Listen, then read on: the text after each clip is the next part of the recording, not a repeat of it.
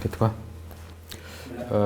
Дарынаға осы енді сіз аға деп жатырмын, солай әдебі дұрыс болар ма екен? Енді қазір молдалар ұстаз деп айтып жатады, немесе имеке деп, қазір мырза деп те жаңағы айтып жатады адамдар деген сияқты. Аға деп айта берсем қалай болады? Аға деген маған ыңғайлы, өйткені қазақта кішіге іні дейміз, үлкенге аға дейміз ғой. Енді жаңағыдай жабысып келген жалғауларды онша көп ұната қоймаймыз. Жақсы, онда Дарын аға. Дарын аға, осы бір сұхбатқа бір келе жатқан кезде бір не ойладыңыз? Бір енді сұхбат мысалға бір YouTube-қа шығады, одан кейін жаңағы үзінділері, қиындылары бір кесіліп Instagram, TikTok-қа шығады, былайша айтқанда бір публиканың алдына шығу сияқты ғой енді. Бір елдің алдына шығарда жалпы не ойлайсыз, немесе бір не істейсіз? Елдің алдына шығамын, былай айтқанда бірнеше жыл болыпты елдің алдына жүргеннен кейін уже менде қазір қандай не бар? Бұған келем дегенше өзі екі кездесуден келдім өзі. Бұраға келем дегенше. Кісілердің шаруасы болады.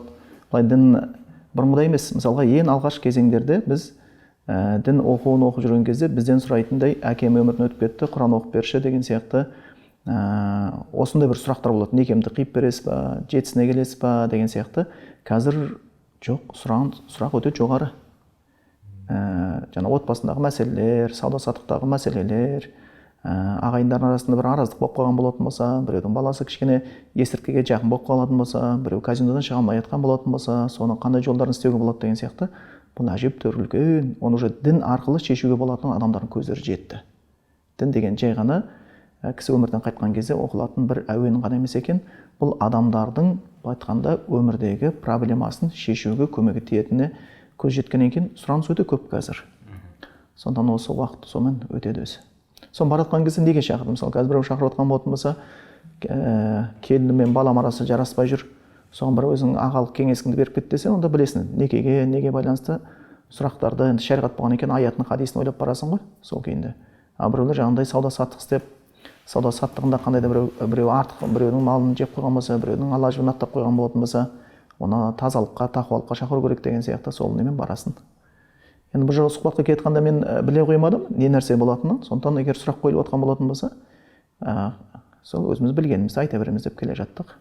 Осы Дарын аға, осы сіз бір маған бір уағыз айтатын бір магнитофон сияқты ма, енді бір теңеуім не болса айып етпейсіз, бір аппарат сияқты ма бір елестейсіз? Неге дегенде бір Инстаграмыңызды қарасам, әлеуметтік желіңізді қарасам, уағыз айтып жатасыз, насихат айтып жатасыз. Осы бір өмірде қандай адамсыз өзі? Бір сізде бір эмоция бар ма? Бір ет пен теріден жасалған адамсыз ба?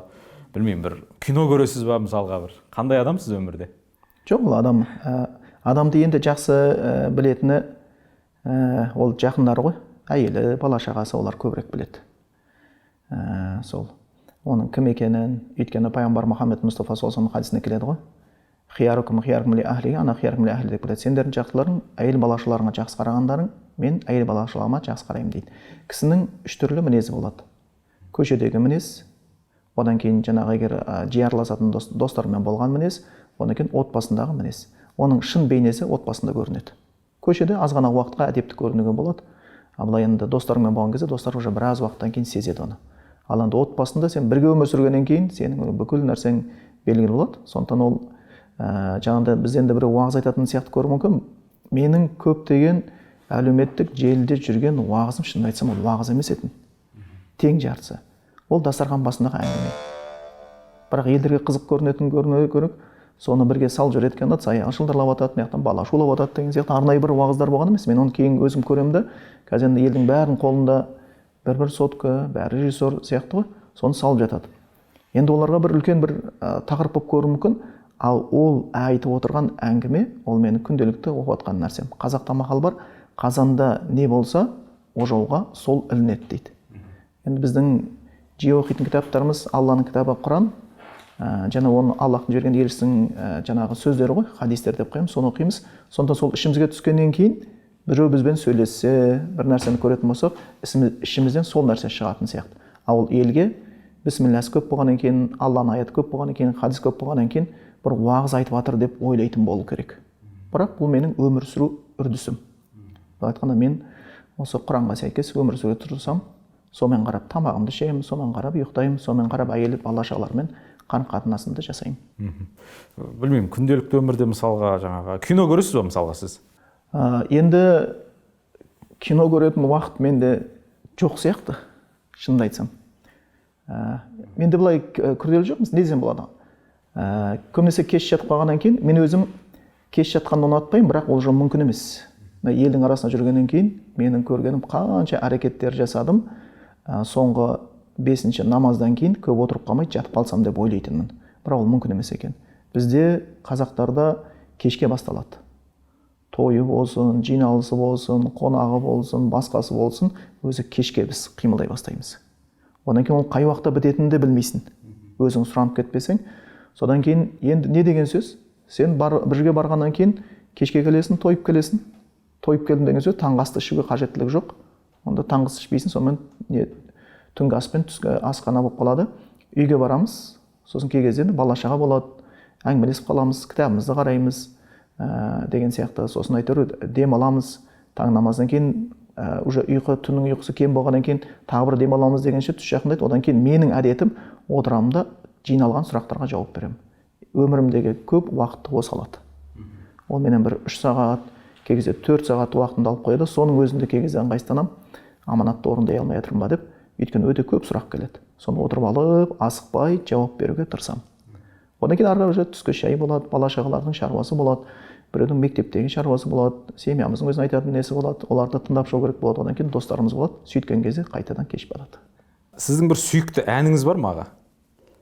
Сүйікті әнім дейтін болатын болсам, соңғы кезде мен енді мектепте жүрген кезде бір қызық көретін әндер болатын. Ол кезде шындап келген кезде Мейрамбек Бесбаевтардың әндері қызық болатын. Қара шал, қара кемпір, қара бала деген. Одан кейін медресе оқығаннан кейін шынымды айтсам, әнге деген менде не жоқ. Ешқандай бір қызығушылық, құлшыныс. Мына қазір бізде өлең айтып жүргендердің ішінде бір танымалдар бар шығар. Енді Құран оқығаннан кейін ба, Құран қызыққаннан кейін ба, елдер бір қатты әсерленген сияқты. Мен тыңдаймын да, маған көбінесе әуен емес, мағына ғой. Сөйтіп былай қараймын да, қатты тартып кете қоймайды. Сосын оны уже қатты қыза да қоймаймыз ол нәрселерге. Әлеуметтік желіден аға бір қандай контент көресіз жиі? Мен қолым бос болатын болса, көретін нәрселерім, егер өзім бір кішкене шаршаған кезде деген нәрсе болатын болса, спорт көремін. Әкемде спорт көретін еді, соған қалып кеткен әдет па? Спорт көрем. Соны көргенде соның ішінде күресі көретініміз. Соны бір қарап қоямыз. Қалған уақыттарда айтып отырмын ғой, сұрағы жауап, әлеуметтік желіде мен алатын, болмаса өзім бір керекті мағлұматты іздеген кезде кіруім мүмкін әлеуметтік желіге. Әйтпесе оған енді уақыт қалған жоқ енді. Аккаунттарыңызды кім жүргізеді? Өзіңіз жүргізесіз бе? Аккаунт деген кезде менде өзімде жоқ. Соңғы кезде осы жақында ғана ашқан Инстаграмым бар, Телеграмым бар. Соны енді қазір өзім жүріп отырмын. Жаңағы жастардан көмек сұрап қоямын, арасында білетін достарымнан. Соны енді өзім жүргізіп отырмын. Абылай менде әлеуметтік желіде өз атымнан ешқандай нем жоқ. Аға, сіздің үйіңізде бір теледидар бар ма? Оны бір сұрап жатқан себебім, еліміздегі бір соңғы бір оқиғалардан, жағдайлардан, су тасқыны деген сияқты бір хабардарсыз ба? Оны хабар мен оны телефонға тіркеп қойғанбыз, өзіміздің хабарға несіне подписать етіп қойғанбыз, сол жақтан көріп отырамыз. Соны өйткені телевизорды менде енді көпшілік біледі ғой, 4 семья ғой, сол 4 семьяның ішінде қарап отыратын болсам, 2 үйде телевизор бар екен, біреусі істемейді, біреусі істеп тұр, оны ешкім көрмейді. Бір балалар анда-санда бір мультфильм көрген болмаса, қазір ешкім телевизорға қарамайды мен байқауымда. Өйткені бәрі соткада ғой. Жоқ, теледидарды сұрап жатқан себебім бір жалпы бір елдегі оқиғалардан қаншалықты хабардарсыз? Білмеймін. Бишімбаевтың соты болып жатыр, су тасқыны болып жатыр деген сияқты. Оны хабардан көріп отырамын. Арнайы өзімнің әлеуметтік жаңағы жазылып қойғам хабарларға. Подписать етіп қойғам. Содан түскен хабарларды көріп отырамыз. Болып отқан сулардан. Одан кейін бір қызық болғанда маған хабарлар мен жазылған хабардан көрі кісілердің сұрағынан тезірек жетеді. Солардан сұрақ келеді. Батыстағы бауырлар көп сұрақ қойды. Аға, осындай болып қалды, мынандай су болды. Біреуіміздің үйіміздің жартысы суға кетті, біреуіміз неған жоқ, қапқа құм салып жатырмыз, мынандай болып жатыр деген сияқты. Осылар келеді, осы мынауымыз шариғатқа сәйкес болды ма, мынандай кезде көмектескен кезде бізге қанша сауап жазылады. Бұл енді қалай ойлайсыз, адамның қателігі ма, жоқ әлде бұл Аллахтың тағдыры ма деген сияқты осындай сұрақтар арқылы мен біліп отырамын. Өйткені сұрақтар Қазақстанның түкпір-түкпірінен келгеннен кейін сол түкпір-түкпірдегі оқиғалармен қатарласып келіп отырады.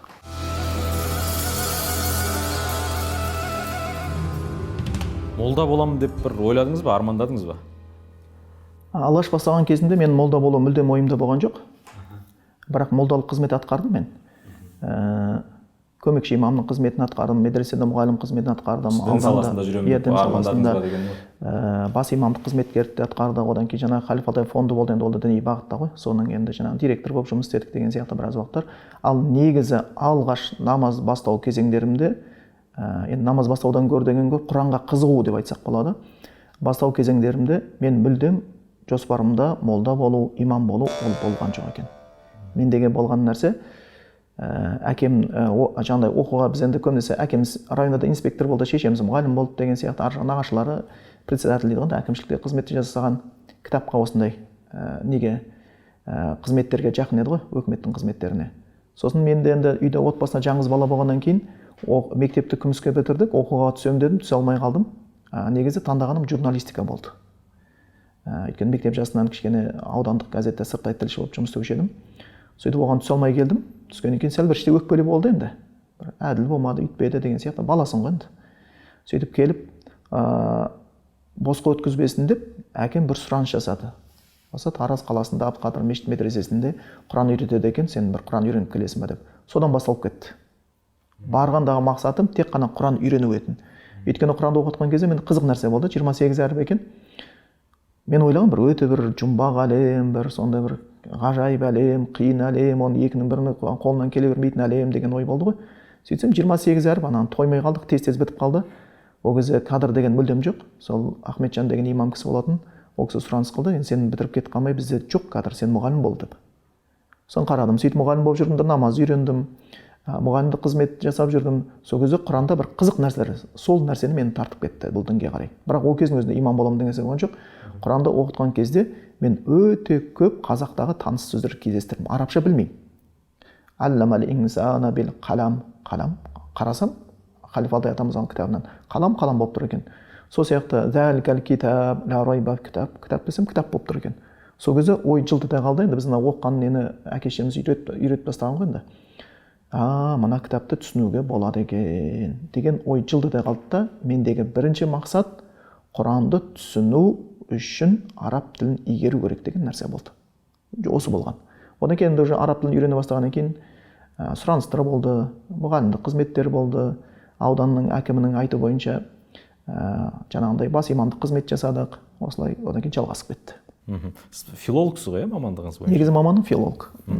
Өзі филолог екеніңізді, жаңағы бір өлең жазатыныңызды да бір қабілетіңізден хабардармын ғой. Бір бала кезде бір ғашық болып қыздарға да өлең жазған шығарсыз? Болды, мектеп жасында. Ол жиналысқа да түскенбіз. Енді қазір не деп атайтын білейін, біздің кезімізде мектепте болған нәрселерде линейка деген нәрсе болады. Аптасына бір рет болады. Сөйтіп мектепте болған оқиғаларды айтады. Жаңағыдай қыздарға өлең жазуды өзім бастамаппын. Бірақ мектеп болғаннан кейін бәрі нәрседе болады деп ойлаймын. Боз бала кезде әр түрінде қызға бересің ғой. Бірақ та неге екенін білмеймін. Ол кезде сезімдер болып та, бірақ сезімді еш уақытта ашық айта алмаппын. Біреу қызға ғашық болдым, өлең жазып берсе жазып берген екенмін, бірақ өзімнің ұнатқан қызыма еш уақытта өлең жазбай кетіппін. Сол күйінде қалды. Оны ешкімге айтқан да жоқпыз. Қазір жолдастарым сұрап жатса да айтқымыз келмейді. Сонымен ол қалды сол күйінде. Бір өлең жинағыңызды шығару ойыңызда жоқ па? Менде өлең қатты көп емес. Мектеп жасында жазған өлеңдерім болған, ол аудандық газет, шұғыла газетінде анда-санда шығып тұратын. Ол көбінесе табиғат, сондай ана, сондай өлеңдер болатын. Әлі есімде, мына өлең өзі қараптан шықпайды екен. Сосын өлең жазған кезде енді әр қазақтың әрбір екінші баласы ақын сияқты ғой өзі. Біздің мектеп бітірген кезіміз тура кеңес өкіметінің құлауымен қатар кеп қалды. Ол кезде жағдай өте төмен болатын. Қазірде халықтардың жағдай төмен деп жатыр, бірақ ол кездегі жағдай өте төмен болатын. Ол кезде азаңда 1 сағат свет беріп, кешке 1 сағат свет беріп деген сияқты, оны көп үлкендер білетін шығар. Одан кейін нан жоқ болып кетті, магазиннің бәрі бос болды, елге талонмен жаңағыдай нан таратылды. Сол кезеңде мен әлі есімде, үйден де әке шешеміз мектепте айлық бере алмайды, өкімет, бірақ жұмыстан қалмайды. Не өкіметтен енді не деп айтсақ болады, қатты қорыққаннан ба, жоғалды патриотизм ба, болды, бару керек. Сөйтіп жүрді, содан жаңағы сондай кеңес үкімет құлады да, продукция мәселесі, сол мәселесі өте қатты неғып кетті, талонмен нан алатын болды. Мен әлі есімде, мені жіберді.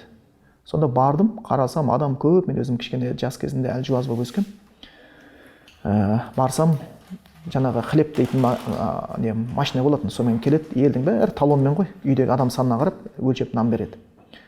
Өте сонда күн суық, тұрмыз. Бір уақытта нан келді, адамдар деген таласты. Ол кезде кәдімгідей қатар-қатар пакет деген жоқ. Ол кезде қолдан біз аналарымыз матадан жасап беретін еді, қалта, сонымен баратынбыз. Сол кезде қарасам, бір кішкентай баланы адамдар үлкеліп итерген, ол алдындағы тұрған екен. Соны таптап, аяғының астына талоны бір жағына ұшып кеткен, өзі бір жағына ұшып кеткен, сөйтіп анау бір бұрышта жылап отыр екен.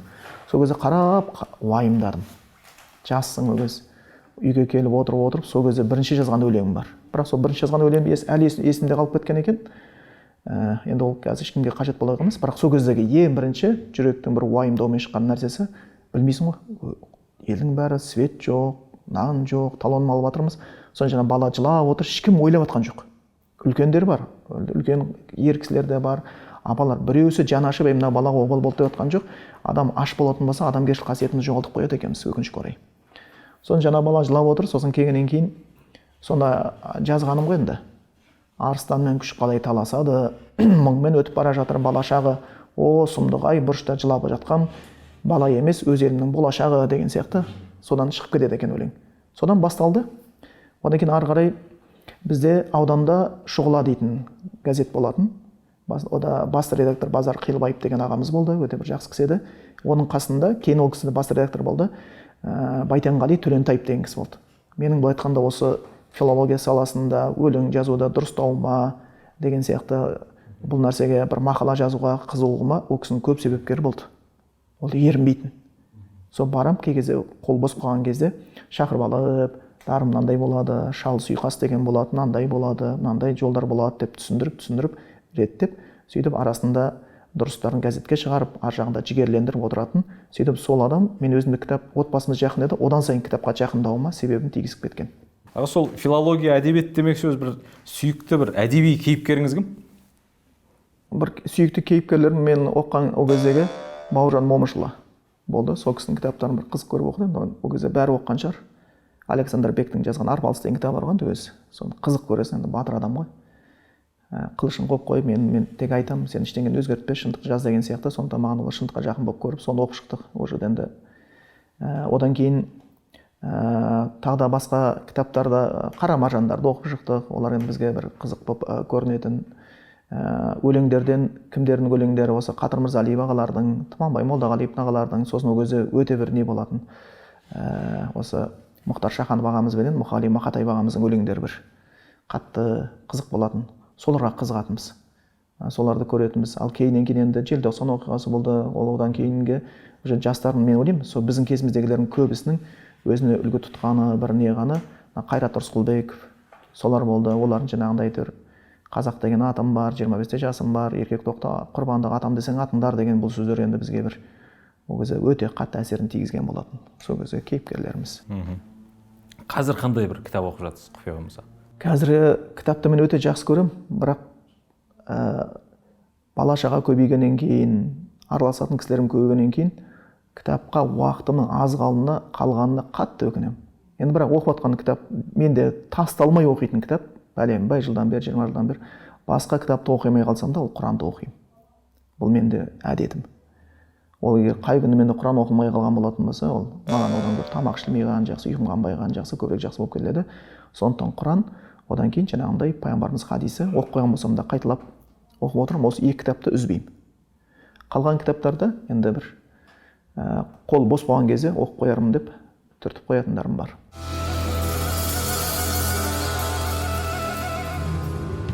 Осы аға, молдалар бір сахабаларды, араб жазирасындағы бір мықтыларды мысалға көп айтып жатады ғой. Бір қазақ тарихында бір сіз жақсы көретін тұлға бар ма?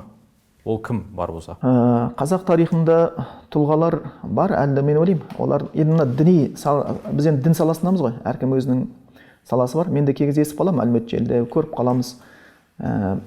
Бес саусақ бірдей емес, әркім әртүрлі қарайды ғой мәселеге.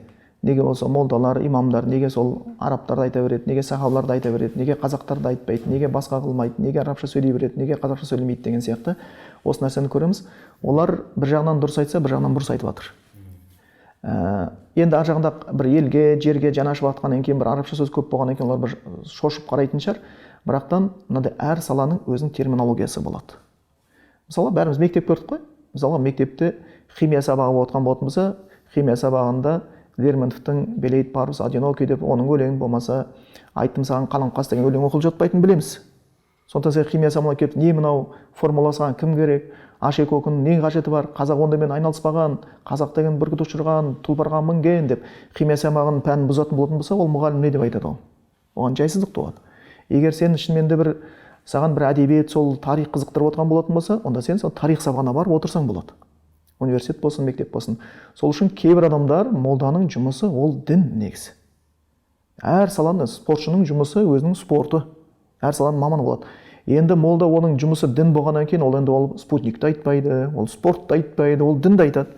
Енді сен молда саған барып кеткен жоқ, сен молданың айтқан былатқанда сайтына кіріп алдың да, неге сен айтпайсың деу, бұл дұрыс емес. Сен өз қай аудиторияға кіргеніңді, сен онда математика сабағына кірген болатын болсаң, есеп айтылады, сен әдебиет сабағына кірген болсаң, өлең айтылады, оны сен өзің білуің керексің да. Сен кабинетті адастырып алып, неге бұяқта әдебиет айтылмайды деп, ол қателік болады, біріншісі. Екіншісі, біздерде ол бар көптеген тұлғалар, әсіресе ойлаймын, соңғы уақыттарда бұл өте қатты қажет. Кейбір тұлғалар кеңес өкіметі болыпты, кеңес өкіметінен атаң горилла, шешең шипан деп атеизм үстіне құрылған негізі. Ол жерде дін туралы ол болмайды. Дінді кемсітуге болады, бірақ дінді дәріптеуге болмайды. Ол жерде көптеген нәрселер енді ғылыми тұрғыда да шындыққа сәйкес келген жоқ. Дарвинизммен оны көп адамдар біліп, жалған нәрсе екен, жаңағындай адам маймылдан шықпаған. Бірақ қазақта мақал бар ғой. Тоқпағы мықты болатын болса, кигіз қасық жерге кіреді дейді.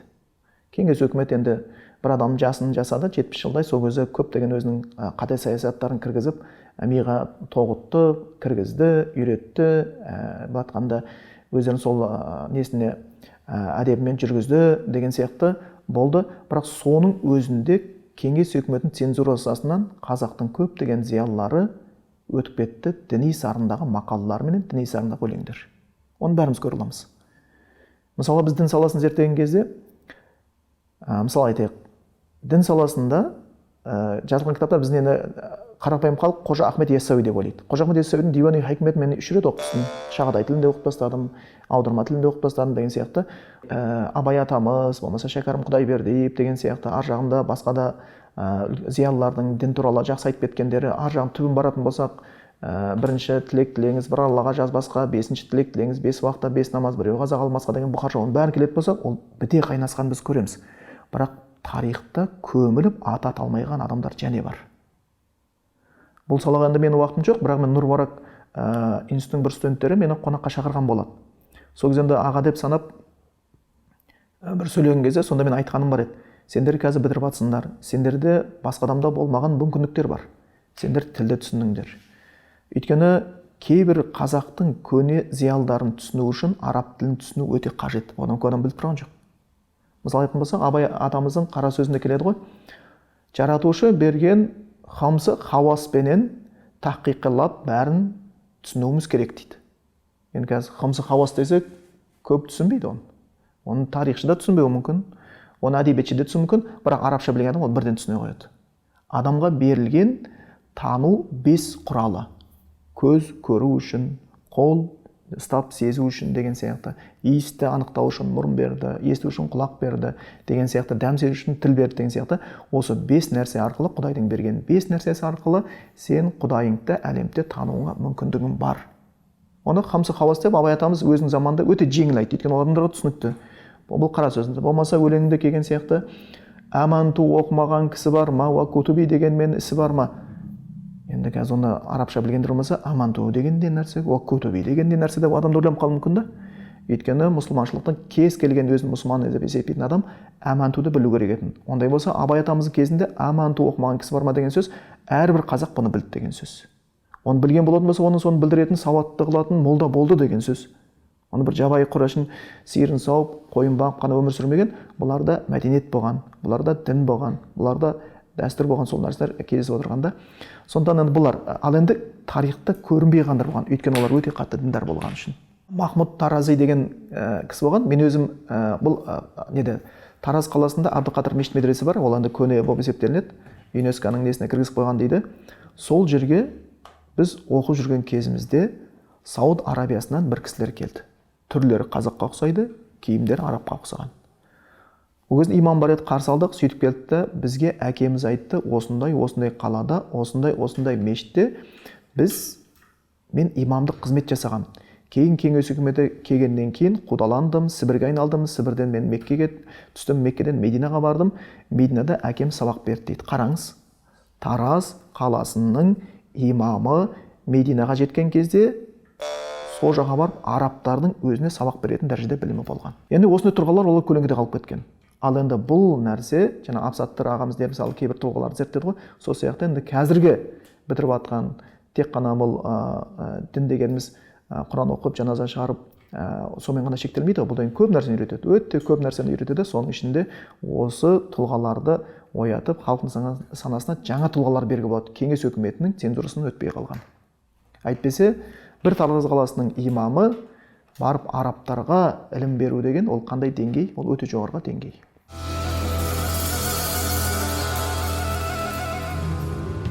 Аға, сіз өзіңіз бір уағыз тыңдайсыз ба? Уағыз болдым деген болдырады, толдым деген төгіледі дейді ғой. Мен арасында тыңдаймын, жаңа айтып отырмын ғой, мен оқыған Құран, мен оқыған хадис, ол мен бірінші орында уағыз болып есептелінеді. Арасында кейбір осы дін саласын білген кісілер болатын болса, уақытын тапқан болатын болса, оларға да бір құлағымды салып қоямын. Қазақстандық имамдардан, молдалардан кімдерді тыңдайсыз? Қазақтық имамдардан енді мен бір аздан кешін тыңдап айтамын, бірақтан соңғы уақыттарда көңіл толатын нәрсеге өте қуаныштымын, шынымды айтсам. Өйткені қазір көптеген шығып жатыр. Бір жағынан кей кезде бір нәрсе бар, мәкенді жүргенге жүрге білінеді дейді ғой. Біз туралы өте алып қашпа әңгіме өте көп. Кей кезде интернетте өзімізді көріп, өзімізді танымай қаламыз негізі. Мынау қандай адам, мынау оңбаған деген сияқты. Енді өте көп нәрсе айтылған. Енді соған байланысты бір имамды мақтасам, сол имамды туралы уже бұл енді барын мақтапты деген сияқты, бұл соған бұл ауыз жаласқан болу керек, бұл уахаби болатын шығар, бұл сәләфия түсінікті деген сияқты шығар екен де, сондай ұғымға түсіп кеткен. Бірақ шындап келгенде көңіл толатын имамдар бар. Енді қазір атын енді ол қажет деп те тұрған жоқ, өйткені бір имамның кітабын тексеруге берген еді, әжептәуір білім бар екен. Осының ішін мен жазып шықсам, соны арабшаларын қарап беріңізші, қарекеттерін деп қарап шығып, сосын барып риза болып бір жерде отырыс айтқан едім. Соны артынша сол имамға кішкене қиындықтар туындапты. Кейін бір ол досым айтады, Дарынаға арамыздағы байланысты айтпай ақ қойыңызшы, әңгіме көбейіп кетті дейді.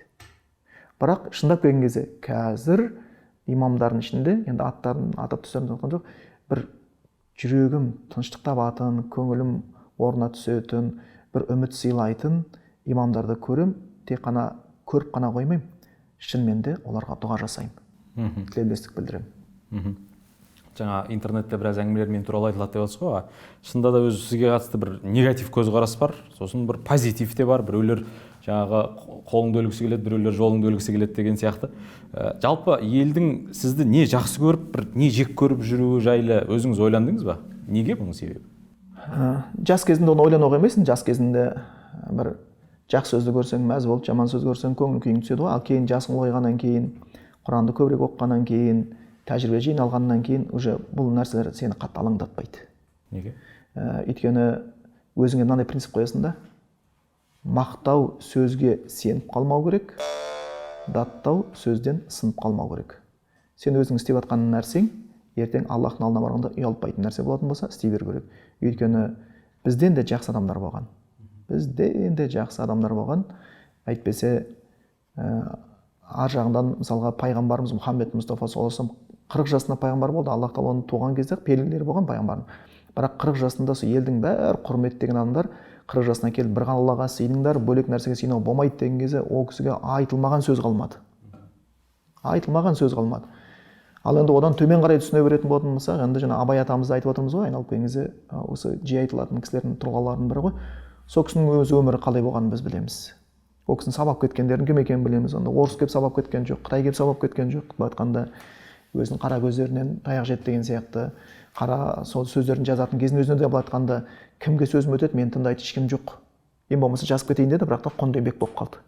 Сонда қара сөзін жазудың өзі былай айтқанда сөз ұғатын адам қалмады деп барып кіріскен нәрсесі болатын.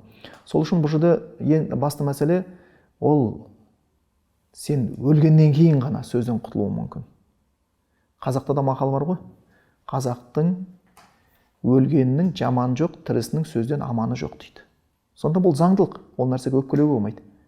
Егер бетпе-бет келісетін болатын болса, иә, жақсы түсіндіреміз. Ал енді сырттағы әрбір сөзге мән беретін болатын болса, адам онда өзінің мақсатына жете алмай қалады. Осы жерде бір мысал айтса болады, ғалымдар енді жиі келтіреді. Газель дегенде қоямын, газелінде сол аяғы жіңішке бір жануардың біреусі ғой. Ол арыстанға қарағанда жүйрік дейді. Арыстанға қарағанда ол жүйрік, секіріп қашып кете алады, бірақ арыстан соны қудалаған кезде арыстанға жем болады дейді. Себептері екеуі дейді. Біріншісі, арыстан сол көп жайылып жүрген, жаңағыдай елік деп айтайықшы, енді қазақ түсіну үшін соны көрген болатын болса, соның ішінен біреусін өзіне мақсат қылып көздейді. Ол бәрін бет алды қолай бермейді. Олар енді бір қырғы жайылып жүрген болса, ішінен қарап отырады да, мен осы маған керек деп көздейді. Сосын арыстан соны қуалайды. Қуалаған кезде арыстанның кішкене денесі ауырлау, олардың денесі жеңіл, секіріп қашам десе болады, тасқа басқа шығып деген сияқты. Қуалаған кезде арыстанның мақсат қылып қуалаған елігі жүйрік болып арыстанға жеткізбесе де, арыстан соны қуалай береді. Қалғандары қасынан қалып кетіп жатады, оны осып кетті. Мынаған жете алмайтын болды, мынау шабан біреусін бас салайын деген нәрсе жоқ. Өйткені мақсатты анаған қойған да арыстан. Ол бір. Енді анау шынымен де жүйрік, ол қашып кеткен, бірақ та арыстанға неге жем болды? Ол алаңдайды. Кеп қалды ма деп басын оңға солға шұлай берген кезде арыстан аузына түседі. Сол үшін ел не деп жатыр, ел басқа дейтін болатын болса, сен мақсатың қалып кетеді ол. Өйткені өмір деген қысқа. Әнмін дегенше кеше бала келдік қой тала жасқа, көз жесті бір қалыпта тұра алмасқа. Былай айтқанда адамды сүй, Алланың хикметін сез, өмір не қызық бар өмірде одан басқа деп айтпақшы. Кеше ғана біз былай айтқанда өзіміз бала болып жүр едік, қазір уже немерелі болып отқаннан кейін, енді бір уақыттан кейін біз жоқпыз. Енді анаған жауап беріп отыратын болдыңыз, кімнің аузына қақпақ боласың? Ол деген уақытты босқа өткізу болып кетеді. Керек кезде жауап беріп, керек емес кезде оны елеу жоқ. Адам өзіміз сияқты. Олардың аузы бар, олардың құқысы бар. Былай айтқанда ең қорқынышты нәрсе біреудің сен туралы дәлелсіз сөйлеген емес. Ең қорқынышты нәрсе мен біреу туралы дәлелсіз сөйлесем. Өйткені ол сөйлеген сөз үшін мен жауап бермеймін. Ол сөздің авторы ол. Бірақ мен сөйлеген сөзге мен жауап беремін. Аллахтың алдында да, адам алдында. Ол өйткені бұл сөздің авторы мен. Сонда біз біреудің сөзі үшін қатты уайымдамауымыз керек. Біз өзіміздің сөзімізге көбірек уайымдау маңыздырақ. Дегенмен аға біреудің сені жақсы көретіндігін сезіп біліп жүру бір қуаныш сыйлайды ғой енді адамға, жылы жүрекке жылы деген сияқты. Ал сені жақсы көрмейтін сезіп жүру бір жүрегіңізге салмақ емес пе? Салмақ болады. Ол жақсы көру де жақсы әсерін тигізеді. Сені жақсы көретін адамның тілегі, сені жақсы көретін адамның жылы сөзі, бұның бәрі ол жақсы әсерін тигізеді. Адамның көңілін көтереді. Сен жеп көретін адамның сен туралы сөйлеген сөзі, ол сені ашуыңды басқасын келтіреді, бірақ оның емін жасауға тырысасың. Қандай ем? Құран аятында келген, енді көп нәрсе келеді. Осбир ала ма яқулуна сабби бихамди роббика қабла тулуш шамси қабла ғұруб дейді. Адамдардың айтқан сөздеріне сабыр қылда дейді. Раббыңа күн шықпастан бұрын, күн батпастан бұрын тасбих айт дейді. Аллахты ойлау арқылы аналардың сөзі қалады жайында.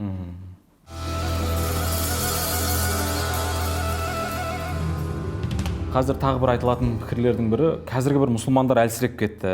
Бұрын мықты едік, жаңағы әлемді билеген едік. Қазір әлемді біз билеп тұрған жоқпыз деген сияқты әңгімелер көп қой енді. Жалпы мұсылмандардың, оның ішінде бір қазақстандық мұсылмандардың бір әлсіз жері қайсы сіздіңше? Мұсылмандардың әлсіреуі, ол анау соңғы 100 жылдықта ол нақты болған.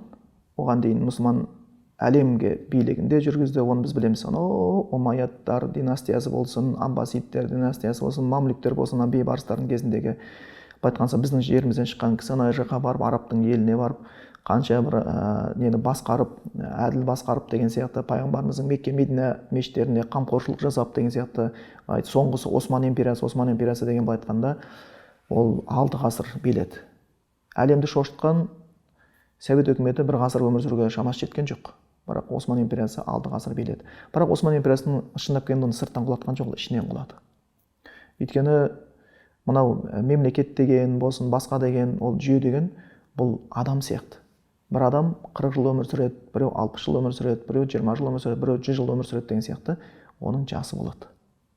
Оның жас жағы болады, оның өмір сүретін кезеңдері болады. Адам орта жолда ауырып қалуы мүмкін, адам орта жолда соқыр болып қалуы мүмкін, адам орта жолда ақсап қалуы мүмкін деген сияқты. Бұл деген үлкен жауапкершілік. Ол сол сияқты кәдімгі қоғам, мемлекет бұл өзінше бір тұлға. Біз соның бір клеткаларымыз. Не сау клеткасымыз, не ауру клеткасымыз. Соған қарай мемлекеттің өзін сау көрсету, ауру көрсету соған барып тіреледі.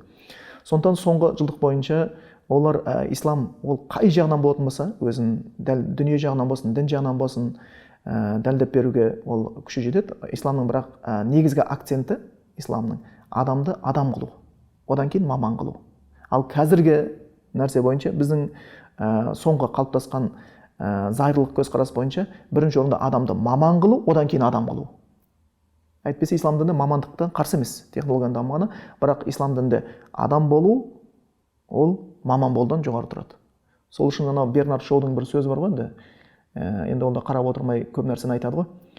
Біз дейді технологияның дамығаннан кейін ғой, солардың заманы ғой, Бернард Шоулардың заманы, мұсылмандардың кейін шегінде, олардың алғашқы кезеңдері, сонда мынандай сөз айтады. Біз дейді дамып дейді, құс сияқты аспанда ұшуды үйрендік дейді.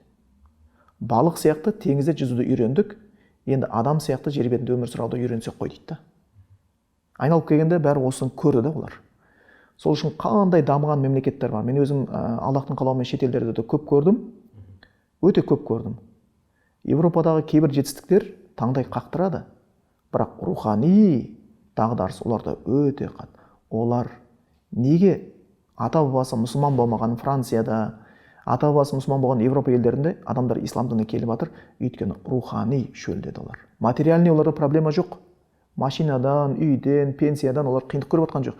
Бірақ олар базарда сатылмайтын нәрсені таба алмай жүр. Оларда базарда сатылатын нәрсенің бәрі бар. Сағатта бар, соткада бар, бәрі әшекейде, алтында, күмісте, бүкіл нәрсе бар. Бірақ базарда сатылмайтын бір нәрсе бар. Ол аманат, мейірім, иман, адалдық, кешірім. Бұл жоқ. Оны аяқтан таба алмайсың. Сонда жаңа сияқты адамық сияқты жерде өмір сүру деген сияқты. Енді қазір біз кезеңдерде жалпы мұсылмандар бұрын аз болатынбыз. Ең алғаш мен намазға бір 94 жылдары маңдайым сәждеге тиген болатын болса Аллахтың қалауыменен, 96 жылдары біз бірдеңені түсініп елге осыны жеткізгіміз келді деген сияқты айтсақ деп ойладық. Сол уақыттарда мен біреуге бірдеңе айтамын дегенде қуалап жүріп айтатым, ешкім тыңдамайтын мен. Қазіргі уақытта шындап келгенде мен қашып жүріп уағыз айтып жүрмін. Менде уақыт жоқ, өйткені оларда уақыт көп. Бір сұрағым бар, 5 сұрағым бар, кездесейік, шай ішейік, қалайсыз дейді, бірақ менде ондай уақыт қалмады. Бірақ ол кездегі жоқ нәрселер қазір бар. Ол кезде біз өзіміз жаңғыз сезінетінбіз. Қалай түсіндіреміз? Дін жетпейтін жағдай қазір көп. Қазір жеткізіп жатқандар бар. Екінші, сондан қараған кезде, ол кезде мешітте көбінесе аталар мен апалар ғана отыратын. Мен алғаш мешітте имам болып барған кезде, сол 5 атам бар деген сияқты соларға уағыз айтып отыратын. Қазір мешіттерде қариялар жоқ болып қалды. Қызыл кітапқа түсетіндей. Қазір жастар толтырып жатыр. Осы күнде. Сондықтан бұл жағын көрген кезде Турцияның бір азаматының кеп айтқан сөзі есіме түседі. Қазақстанға келген. Мен Түркия елінде де болдым біраз уақыт. Ояқта мешітке баратын болса, бұлай 5 уақыт намазда қарияларды көп көреміз, жастар тек жұмада көреміз. Біздің мешіттерде қарияларды көрмейміз, жастарды көреміз. Сонда біздің мешітке келіп намаз оқып айтқан екен, Қазақстанның болашағы бар. Өйткені бізде қариялар ғана иманда, олар кетіп қалады. Ана жақта жастар иман, бұлар ертең қария болады. Бұлар уже дұрыс қартайғаннан кейін.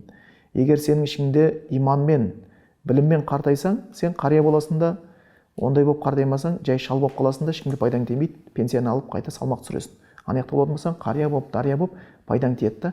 Мүмкін жастықпенен бір нәрсені білдіретін шығар. Сонда бір жастық максимализм болатын шығар, бірақ ертең бәрі орнына түседі. Бұлар қария болған кезде ол жемісін береді.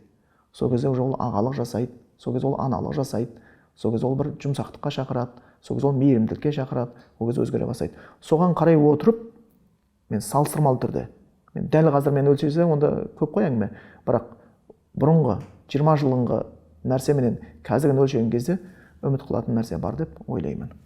Сосын бұл жерде тек қана мен емес енді ойлап отқан, кейбір ислам дініне қатысы жоқ адамдарға Максим Шевченко деген бар ғой, соның сөзін қараған едім. Максим Шевченко енді ол мұсылман емес, ол енді орыс халқының былай айтқанда өзінің ұлт несін көп ойлайтын адам ғой. Соның бір сөзі бар: қазіргі дамуға қарасақ, кез келген мемлекет дейді, дамып отырған кез келген мемлекет дейді, қазірден бастап мұсылмандармен қарым-қатынасын жақсартқаны жақсы сияқты. Өйткені болашақта аренаға мұсылмандар шығайын деп тұр дейді. Бұлардың өзі байқап тұрған сияқты ол нәрсені. Сонда біздерге енді қазір керек болып жатқаны, енді қолда бар алтын қадір жоқ деген сияқты, дінді түсіндік теоретически. Енді оны практически оны қанға сіріп, байсалды болу, жұмсақ болу, түсіндікпен қарау, максимализмге кетіп қалмау деген нәрсе енді ол уже көш жүре түзелетін мәселелер.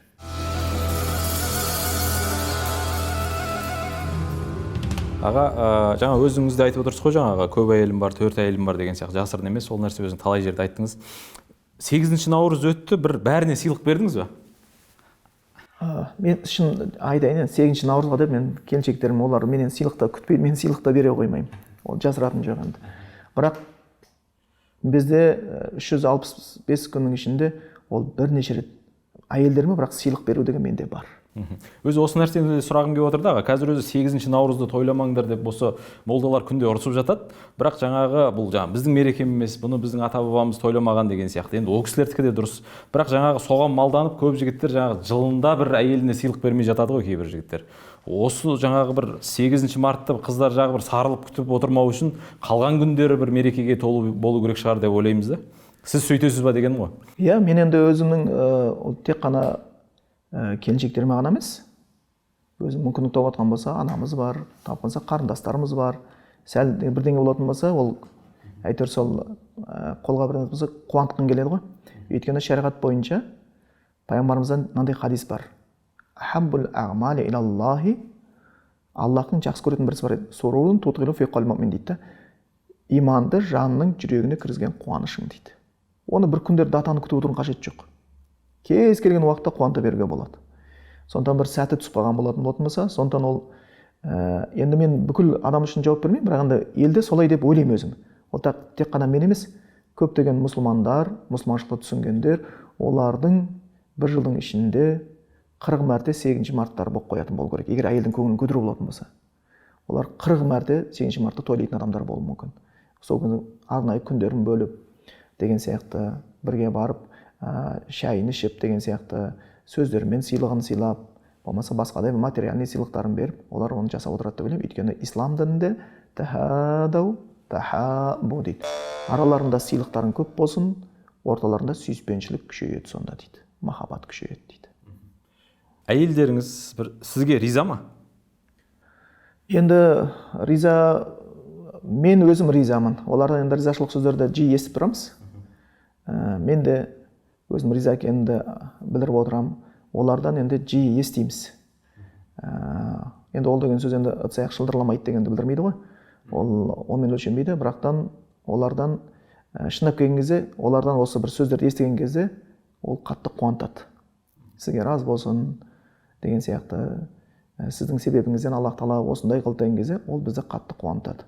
Сондықтан егер бірінші шындап келген кезде олардың көңілі тоқ болуын ойлаймын.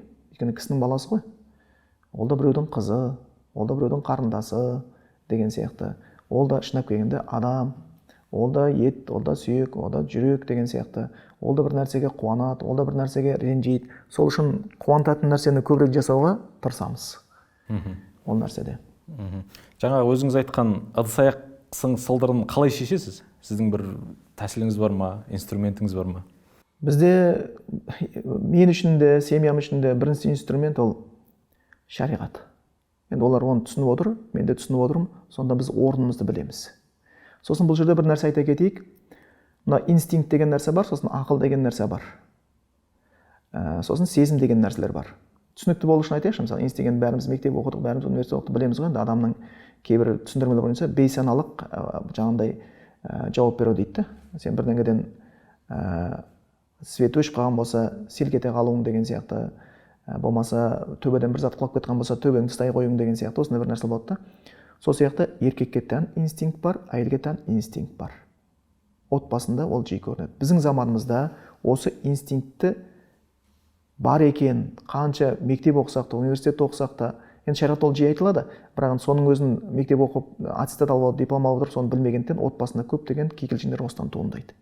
Біз содан айналып өтуге тырысамыз. Ол ұрыспайды деген нәрсе емес. Проблеманы қалай шешеміз деген мәселе ғой. Түсінікті болу үшін айта кетейік. Мысалға, еркектің инстинкті, оның табиғатының жаратылысы мынандай. Оған біреу шабуыл жасап алысса, ол онымен алысқысы келеді. Жұлқылағанды жұлқылағысы келеді. Ал енді еркектің алдында біреу кішірейіп тұрған болса, ол оған көмектескісі келеді. Өзінен әлсізді көрсе, көмектескісі келеді, өзінен күштіні көрсе, алысқысы келеді. Енді біздің заманымызда отбасында әйелдер еркектің алдында өзін күшті көрсеткісі келеді. Ал не істейсің ал маған енді? Міндетсінбей ақ қойшы осы маған жасаған нәрсеңді. Бар, сенсіз ақ күн көре аламыз деп тұрсын ба деген сияқты. Осындай әйел өзін күшті қылып көрсеткеннен кейін еркекте ақыл қосылмай қалатын болса, инстинкт бойынша, солай ма? Жарайды онда деп, ол да бастайды да алысып кетеді. Ғалымдардың сөзі бар, әйел адамның нәзіктігі дейді, оған берілген күш қуаты дейді. Әйел адамға тән нәзіктік, оның күш қуаты дейді. Енді еркек адам әйелінің енді жарайды, арыстанымыз ашуланып қапты, арыстаным ашуланып қалды десе, еркек деген сол жерде басылады да қалады, бала сияқты. Еркектен алдауға оңай нәрсе жоқ өзі. Қанша айқайланып, бұлданып, теуіп, айқайланып жатқан еркекке арқасын ашуланып қапты, әкеш, маңдайын бір сүйіп қойын, өзі алтын өзі ашуланады өзі десе, не дерін білмей қалады еркек. Бұрқ-бұрқ етті, қалай отырып, ар жағында күліп, шайыңды құйшы деп айтқан сөзін байқамай қалады. Яғни еркектің осы инстинкті түсінбей қалып жатыр да. Болмаса еркектің өзінің тілі бар.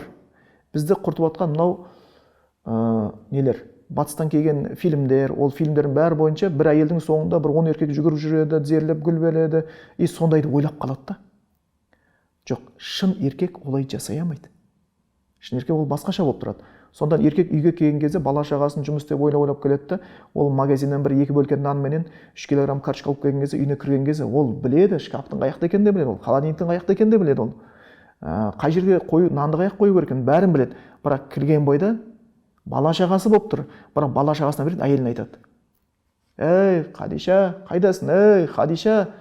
Баласы келіп тұр, оны бере салмайды, соған береді. Өйткені бұл еркектің сөйлеу стилі.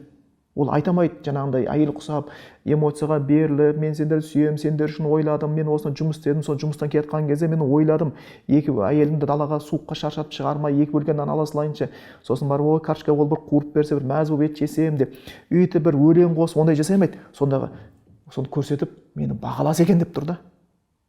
Сол кезде еркектің тілін түсінетін әйел болатын болса, әкелеріңе рахмет деп қойыңдар, бізді ойлап жүреді, қайда жүрсе де.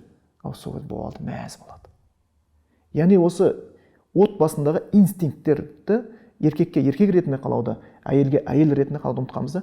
Сол үшін отбасында қандай болатын болса, мен әйел ренжіп отқан болса, қараймын, әйел тиіс, хақыға, енді ол қалай, енді ол робот емес ол. Ол күн емес ол. Онда мінезі бар деген сияқты. Енді жас кезімде ол көп болды, қазір жасым болған кезде менде көп нәрсе үндемей қоя салу болды. Өзі уақыт басылады. Әйелімдікі дұрыс болса да, бұрыс болса да, сөйтіп келген кейін уақыт басылғаннан кейін бір уақытта келіп жайлап айтам, сен есіңде ме осы нәрсе? Сол кезде бұрыс болмаса, көп жағда әйел адам мойындайды. Ал тура сол кезде ашуланып тұрған кезде ол қиын болады. Біздегі мәселе тура сол кезде шешіп тастау керек деп ойлаймыз да. Кейбір мәселелерде болады, үндемей қалса, үндемеген үйден ибададан құтылады дейді ғой. Кейде оны артын бағып, ренжімей, әйелге әйел ретінде қарап, сол күйінде қабылдайтын болса, онда мәселелерді шешуге болады. Жаңаға өзіңіз айтып жатсыз ғой, жаңа 4 әйел дегеннен шығады. Енді 4 әйел деген бір 4 шаңырақ, 4 үй деген сөз ғой енді. Бір балаларыңыздың тәрбиесіне қалай үлгересіз? Үлгеру мүмкін ба? Бұл егер адам өзіне берілген уақытты тиімді пайдаланбаса, біз ойлаймыз уақыт деген көп екен деп, уақыт негізі өте аз. Енді алайық 24 сағат. 24 сағаттың сен бір 7 сағатын ұйықтайсың. Көзіңді уғалап, бетіңді тұрап тұрам дегенше бір 8 сағат, 9 сағат өтіп кетеді. таңғы асын ішем дегенше бір 10 сағат өтіп кетеді. Енді ар жағында да адам айда шүйде өзінің бір жеке басының шаруасы, индивидуальный жұмысың бар, бірден су ағызып кету керек деген сияқты. Сол шаруамен кеткен кезде сен батқанда күннің тең жарысы өтіп кетеді. Енді осы тең жарысы өтіп кеткен күннің ар жағында сенің енді бала шағаң бағам деген жұмысың болады, жауап беретін сұрақтарың болады, кездесуің болады да. Сонда шындап келген кезде адамның жеке басы менен өзіне жақын адамдарға қалатын уақыт бір 2 сағат, 3 сағат қой. Ол бірақ әйелің болған көзінің өзінде де. Бірақ әйелің болатын болса, енді осы 2 сағат саған бұйырылған қымбат 2 сағат, 3 сағатты сен қалай пайдаланасың деген сұрақта. Егер осы біз 2-3 сағатты дұрыс пайдаланбасақ, бір әйелдің өзін ұстай алмайсың. Егер осы 2-3 сағаттың қымбаттылығын білетін болатын болсаң, онда ұстауға болады. Онда сол үшін кезде уақыт бөліп, сен қарның тойып тұрған болса да әйеліңе шай қой дейсің, шай ішкің келіп тұрған жоқ, просто әңгімелескің келіп тұрды. Оның жағдайын білгің келіп тұр. Ол да бір қанша уақыт болды, онда бала шағымен әуре болып жатыр, біреусі жаңағыдай кішкентай, біреусі еңбектеп жатыр, біреудің памперсін ауыстыру керек, біреуге тамақ істеу керек деген сияқты, біреумен сөйлесу керек. Ол да талай эмоционалды нәрсе болды да. Сол кезде енді бұл жер бетінде бір-біріне ең жақын адамдар ерлі-зайыптылар ғой. Бір жаста бастары түйіседі, бір көрпе жамылады. Сен өзің туған шешеңмен бір көрпе жамыламайсың жасың ұлғайғаннан кейін. Туған әкеңмен бір көрпе жамыламайсың жасың ұлғайғаннан кейін. Ал әйеліңмен бір көрпе жамыла аласың. Сондан осындай болған кезде, сондай бір аз ғана уақыттың ішінде, аз да болатын болса, уақыт бөлуге тырысасың. Енді ол бір. Екіншіден, көп адамдар былай деп қателеседі, балаларды әкесі тәрбиелейді деп. Әке тек қана басшылық қылады екен. Мен өзім жеке тәрбиемде, мына халықтың сөзі бекер емес екен. Алып анадан деген. Мен оны кітаптан да оқып көріп отырмын, өзім жеке бас тәжірибемде көріп отырмын. Бұл баланың тәрбиесі деген, ана имамдар жиі айтады ғой, ол сөздің жаны бар. Біреу дүниеге баласы келіп, бір жасқа толған екен. О, молдаке, балам бір жасқа толды. Тәрбиесін қалай баштайын сен? 1 жыл кешіп қапсың. қалай енді туды 1 жасқа толса? Оның тәрбиесі шешесін таңдаған кезде басталған дейді. Балалар тәрбиелейтін аналар. Олар кішкентай кезде көбінесе үйден не көреді, сол шешесінен көреді. Шешесінің тазалығын көрсе, шешесінің сөзінің дұрысын көрген болса, шешесінің мінезін көрген болатын болса, сол жақтан болады. Сол үшін бекерден бекер болмаса керек, Құран аятында әйел адамдарды не деп сипаттайды? Нисаукум харсуллакум. Әйел адамдар сендердің егін далаларың дейді. Ол не деген сөз? Кемсіту емес. Егін даласы. Бұл деген сөз, жер құнарлы болса, оның өнімі құнарлы.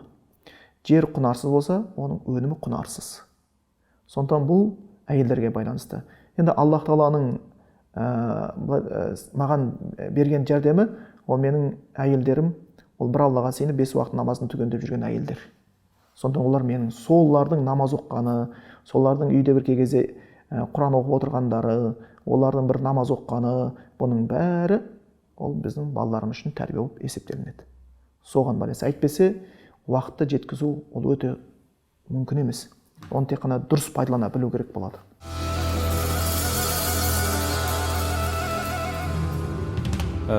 Дарынаға, қанша адамның некесін қидыңыз? Санын енді оның есімде жоқ. Қанша адамның некесін қидым, қанша адам жаназасын шығардым, қанша адамның қасында жан шығатын кезде болдым, қанша адам енді көп демей ақ қойын, бірақ кейбір адамдарды асылып тұрған жерінен шешіп алдық. Жол апатынан шашылғандарды жинадық деген сияқты, өртеніп кеткендер, туған туысқан қашып кеткен кезде арулап жуындыру керек болды, кебіндеу керек болды, неке қою керек болды. Енді неке көбірек болған шығар деп ойлаймын, бірақ саны есімде жоқ. Бір олардың ажырасып кеткені, немесе бір ренжісіп қалған кездерінде сізден ақыл сұрап келгендер бар ма? Көп. Негізгі маған қойылатын күніне бір орта есеппен 40 сұрақ қойылатын болса, сол 40 сұрақтың 10 сұрағы соңғы кезде өкінішке орай осы отбасындағы кикілжің, осы жайында сұрақ қойылады. Оларға осы жағынан ақылыңызды беріңіз деп, ажырасайын деп жатырмыз, ажырасты. Не деп ақыл айтасыз? Негізгі ақылыңыз? Негізгі айтатын бір жолы енді өзі қызым бар еді, сол маған айтқан еді. Үйде отырған кезде бір уағызымды айтқан екен, сол үйге келген екен, қызым айтып жатыр ғой. Әке, сіздің бір уағызыңызды естідім. Енді сізге біз ақыл айта алмаймыз ғой. Бірақ сіз ренжімеңізші, мен сізге бір нәрсе айтқым келеді дейді қызым. Сіз дейді уағызыңызды айтыпсыз, қазір отбасында кикілжің көп, ажырасу көп. Соны былай зерттедім, қарасам 70%-інде әйелдер кінәлі деп айтқан екенсіз дейді. Енді ол дұрыс болу мүмкін дейді. Сіздің оған тәжірибеңіз бар, басқаңыз бар. Бірақ мен бір нәрсе айтайыншы дейді сізге, қызыңыз ретінде дейді. Иә, әйелдер 70% кінәлі мүмкін. әйелдер 80% кінәлі болуы мүмкін, бірақ бәрібір әйел әлсіз. Оны кінәлі дейтін болсақ, 30% әйелдер одан сайын таяқ жейді. Келетті дөрекі еркектер келіп, көріндір ма, сендер кінәлісін деп 30% әйелді қинап жібереді. Сол үшін осы жағын айтпай қойыңызшы дейді. Сол үшін бұл жерде қараймын. Оны бірінші сөйлесуге тырысамын. Кей кезде көп жағдайда жұмсақ, сабырлықпен айтам, арасында болады. Кейбіреулерге қатты айту керек болып қалады. Не болды сонша? Не жетпей жатыр? Сендер ғалымдар айтқан сияқты, айндека маяк фиктатыл майот қойып, сені бақытты қылатын нәрсе сенде бар, сен өзіңді күнәһар қылатын нәрсе іздеп жүрсің ба? Бұл не нәрсе? Деген сияқты осы мәселелерде әркімге әртүрлі болады. Біреу мысалға күйеуінің қара жұмыс істейтінін намыстанады, біреу күйеуі қара жұмыс істеген күйеуінің соның күс қолын сүйеді, бақытты болып жүрген әйелдер бар. Сондықтан әрқайсысына соны бағалау, бар нәрсені бағалау керектігін айтуға тырысамыз. Егер мүлдем болмай жатқан болатын болса, уже болды енді, табан тіреп ажырасамыз десе, онда шариғат бойынша ажырасқан кезде қандай тәртіптер бар, қандай жолдар бар, бет алды оны жасауға болмайды деп үйретеміз. Бір әңгімеңізді тыңдап отырсам, сіз бір кемшілігі жоқ адам сияқты әсер қалдырасыз. Сізде кемшілік бар ма? Ол кемшіліксіз деген адам болмайды. Барлық адамда болады. Кемшіліксіз ол пайғамбарлар, кемшіліксіз ол періштелер. Сондықтан ол әр адамның өзінің кемшіліктері болады. Енді адамдар бір сұхбаттас көрген кезде сондай ойлайтын шығар, енді бізді жек көрген адамдардың өздері артынша. Мен бір кісіні білетін едім. Өзі пойызға отырған кезде байқадым, кіріп келгеннен ол кісінің көз жанары бір өте бір сондай болды, адуынды болды, азотысы көрінгендей болып тұрды. Сонымен үндеген жоқпын, отырдық, енді бізге анау қайда Қарағандыдан Таразға дейін бару керек еді ол пойызбенен. Сол пойыздан түсеміз дегенше дос болып, қазіргі дейін уже қанша, уже 15 жыл өтті ма, әлі дейін хабарласып айтып тұрады. Өйткені ол мен туралы өте көп хабарлай естіген екен. Бірақ бірге сапар болып, бірге шай ішуіміз, бірге ұйықтауымыз, соның бәрі ол туралы басқа пікір қалдырып, сонымен дос болып кетті. Сондықтан енді бір нәрседе адам жақсы ойлай береді ғой, бірақ адам тіс кетігін тіл біледі деген сияқты, ол кемшіліксіз адам болмайды. Ол сондықтан егер жаңағы жоғарыда айттық қой, толдым деген төгіледі, болдым деген болдырады. Егер менде кемшілік болмайтын болса, онда мен кітап оқығанды тоқтатар едім. Кемшілік болмайтын болатын болса, мен бір ғалымдардың сөзін тыңдап отырмас едім. Шынап келгенде мені тек қана ұлы кітаптар мен ұлы адамдар ғана түзеп жатқан жоқ, кей кезде қарапайым адамдар түзейді. Мен өз кемшілігімді кей кезде елдерге сұрақ жауап беріп жатып, солардың сөзіне қарап отырып, соған қарап отырып, өзімнің минустарымды білемін. Соған қараймын. Былай айтқанда аяз би, әліңді бір, құмырсқа жолыңды біл деп жаңағы ескі шапан іліп қойып жүр ғой. Сол сияқты кей кезде қарапайым адамдар бізді де тәрбиелеп жатады. Біз біреуді емес, бізді тәрбиелейтін адамдар көп. Аға, намазыңызды бір қазақ қойған кезіңіз болды ма? Мен енді оны білмеймін, есімде жоқ. Болуы мүмкін, таң намазын бір жылына 10 көз есте қала қоймайды, мүмкін бір жолдан шаршап келіп ондай болып қалатын шығар. Әйтпесе көп жылдан кейін ба бұл намаз мен бір кәдімгі жұтатын ауам сияқты болып қалды да. Енді онсыз өмірімді елестете алмаймын. Намаз оқымайтын бір туыстарыңыз бар ма сіздің? Туыстарда біразы бізде намаз оқиды. Бірақ туыстар бар, намаз оқымайтын кісілер де бар. Бір өзі бір ақылды адам деген бір мақсаты бар адам деп бір өзіңізді айтып жатасыз ғой. Сіздің бір негізгі мақсатыңыз не өзі? Негізі жас кезінде мақсат көп болады екен. Мен өзім бір рет күнделігімді тауып алып қорада жатқан, таң қалғам. Мектеп кезінде күнделік, ол кезде сондай болушы еді, қазір сондай шығар, оқушылар жазатын шығар. Күнделігімде былай деп жазыппын. Ол кезде кеңес өкіметінде технологияны қатты айтылатын, мен космонавт болғым келеді деген екен. Мектептегі мақсатым осындай болған екен да. Сосын енді уақыт өте келе, уже космонавттан сәл түсе бастаппын өзін жайлап. Одан кейін жайлап уже қарасам, жай ғана жазушы болам деппін. Одан кейін тағы басқа болам деппін. Мұғалім болам деген жерлерім бар екен. Спортсмен болған екен, сөйтіп кеттім. Ең соңында білмеймін, ол мектеп бітіргеннен кейін жазған ба, соны мектеп бітірейін деп жатқан жазған ба екен. Күнделікте тұрғанына қарағанда сөйтіп жазып қойыппын. Бірінші адам болып алу керек екен, оңай емес екен ғой. Адам болудың өзі оңай емес екен ғой деп жазып қойған жерім бар екен. Енді қазіргі мендегі мақсат, шынымды айтсам, ол көпшілік дейміз ғой, бірақтан менің мақсатым әйтеуір өмірден өтіп кеткенге дейін Раббыма жолыққан кезде Раббым риза болатындай болып жолықсам екен деймін. Бұл негізгі мақсатым. Өйткені біліп жатырмын, өйткені болды. Міне аттады 50-ге келдік. Егер пайғамбар 60 жыл өмір сүрген болмаса, бір мектеп бітіретін жас қана қалды. Егер мен 50 жасқа дейін ештеңе не бітірдім деген сұрақ туады өзінде. Егер 50 жасқа дейін мен көп нәрсе бітіре алмаған болсам, онда қалған білмеймін қандай 10 жыл қалды ма, 20 жыл қалды ма, 1 жыл қалды ма, мен бір нәрсе бітіре аламын ба, бітіре алмаймын ба? деген ой туады. Ендігі мақсатым, мен өмірден өтіп кеткен кезде менің артымда қалған ұрпақтарым, айтқаныңызда, менің айтқан сөздерімнен, мен жүрген жүрістерімнен өзіне үлгі тұтатын адамды көре алса екен деймін. Ол екінші мақсатым.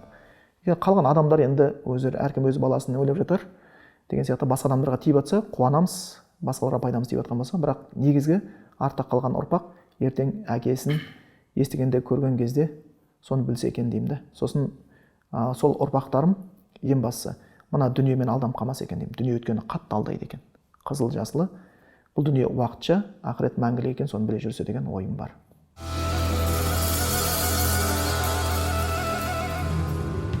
Аға, сіздің бір өміріңіздегі ең бақытты күн қайсы? Есіңізде ме? Менде ол постоянно болатын сияқты. Кезі намазды бір болады ғой, бір арасында намазды бір рахаттан оқып қалатын кез болады. Кітапты бір оқыған кезде, бір мағынасына үңіліп оқыған кезде сол бір кетіп қалады, бір сол. Байқамай бір сағат, 2 сағат отырып қаласың Алланың кітабымен.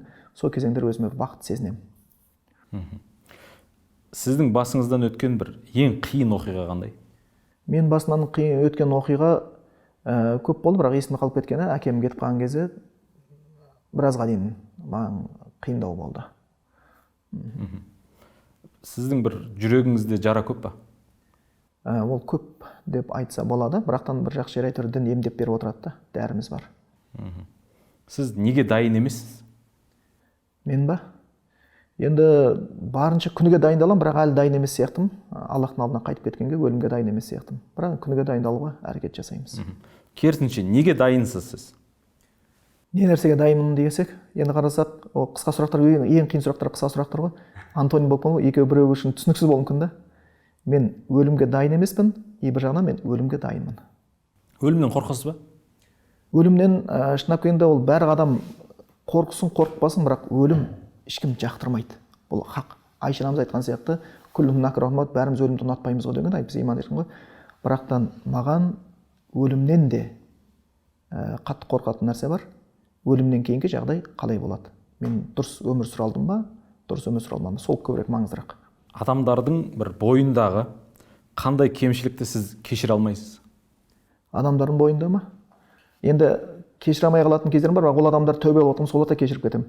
Аллаға тіл тигізген, Құранға тіл тигізген, пайғамбарға тіл тигізген адамдар маған өте бір қатты не қылады, оларға ішінен ыза бітеді. Бірақ олардың өзі тәубе қылып отқан кезде ұмытып кетіп жатырмыз. Керісінше, адамдардың бойындағы бір қандай қасиетті сіз бір өте жақсы, жоғары бағалайсыз? Мен адамдардың бойында кішіпейілдерді, сосын өзінің болады ғой, бір әйелінің бойындағы кемшілігін кешіре білетін, біреудің кемшілігін жасыра білетін, ешкімге мақтанбай көмек жасай алатын осындай адамдарға мен таң қаламын. Ықыласты адамдарға таң қаламын. Бір әдемі қартайып келе жатырмын деп айта аласыз ба? Шүкір деп айтамын. Бұлай қартайғаныма да Аллахқа көп шүкір деп айтамын. Дүниеден өткен бір адамды қайтара алу бір мүмкіндігі берілсе сізге, кімді қайтарар едіңіз? Енді әлбетте ол бәрі мұсылманның көбісі ойлайтын шығар, пайғамбар Мұхаммед Мұстафа саллаллаху алейхи вассалам қайтарса екен деп ойлайды. Өйткені қазір енді көп, бірақ енді ол кісі кітабын қалдырып кетті ғой проблема шешуге. Бірақ енді адамзат баласының қазіргі рухани болсын, материальный болсын, қай жағына кризисінің бәрін шешуге ол кісінің үлесі көп болар деп ойлайсыз. Жастық шағыңызды бір қайда жұмсап ескірттіңіз? Жастық шағым менікі мектеп бітіргеннен кейін медресе болыпты, осы дін оқуын болыпты. Аллаға шүкір. Мұхаммед пайғамбарымызды саллаллаху көрсеңіз, не айтар едіңіз?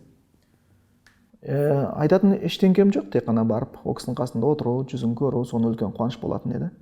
Ол кісінің қалдырып кеткен дініне тек алғысымды айтар едім. Осындай адамзат баласын бақытты қылатын дінін шыдап, сол кездегі адамдардың өсегіне, өтірігіне, бүкіліне шыдап, осы дінді тастап кеткеніне алғысымды білдірер едім. Құдай сізді не үшін жәннатқа кіргізу керек? Енді бұл сұрақ мен дұрыс деп ойламаймын, өйткені Құдай не үшін бізді, Құдайдың біздің алдымызда ешқандай міндетті емес. Бірақ Аллах Тағала өзі көрсетіп қойған сияқты, мына істі істесең жәннатқа барасың, мына істі істесең дозаққа түсесің деп айтып қойған. Сондықтан енді жаңағы дозаққа түсетін істен сақтанып, жәннатқа кіретін істерді әрекет жасауға тырысамыз. Әйтпесе Құдайдың алдында біз ештеңені міндетсіне алмаймыз. Құдай бізге міндетсінсе болады. Қабыл болатын бір ғана дұғаңыз болса, не тілер едіңіз? Қабыл болатын дұғам болатын болса, мен ислам мен мұсылмандар күшейсе екен деп тілер едім. Өміріңіздің соңғы бір сағаты қалса, оны қайда жұмсар едіңіз? Құран оқыр едім. Сіз өмірден өткен соң, Алла өміріңізді ұзақ қылсын, адамдар сізді бір қалай еске алғанын қалар едіңіз? Тек қана осы дұрыс айтқан сөздерменен еске алса екен деймін да, басқаларға пайда болатындай деген сияқты, біреуге айтқан кезде үлгі болатындай, сол жағын еске алса екен дейміз. Пендешіліктерімізді еске алуын қаламаймыз. Жақсы, рахмет аға. Ашылып әңгіме айтқаныңызға, уақыт бөлгеніңізге көп рахмет.